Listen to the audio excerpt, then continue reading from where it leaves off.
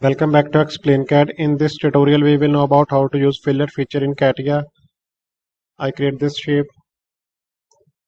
Now I create fillet. I select fillet from here. First is edge fillet. In this fillet, select one edge. I select this edge and I type here fillet radius 10 mm. See here, fillet is applied 10 mm.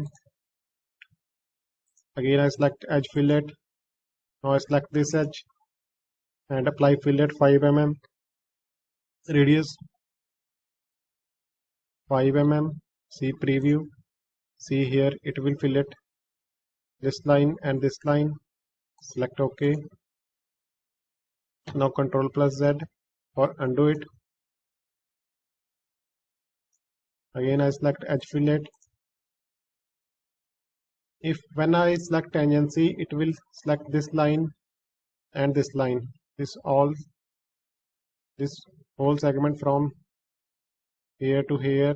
But if I select minimal, it will apply fillet only on this line. Select OK. See here. Delete this fillet. Delete this fillet. Now next is variable radius fillet. Select it. In this fillet you can apply fillet on with variable radiuses. I select this edge. From here select element. I select this point element and I select this point and this point. By double clicking on this radius you can edit it. I type here 2 mm radius. Select OK. And here I select 15 mm radius. Select OK. Here I select 7 mm radius. Select OK. Here I select 2 mm radius.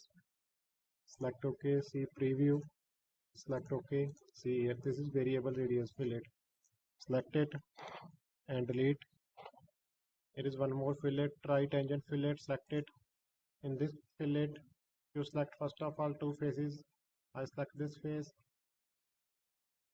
Again I select this option and I select this face. In here face to remove, I select this face. See preview. Select OK. It will remove this face.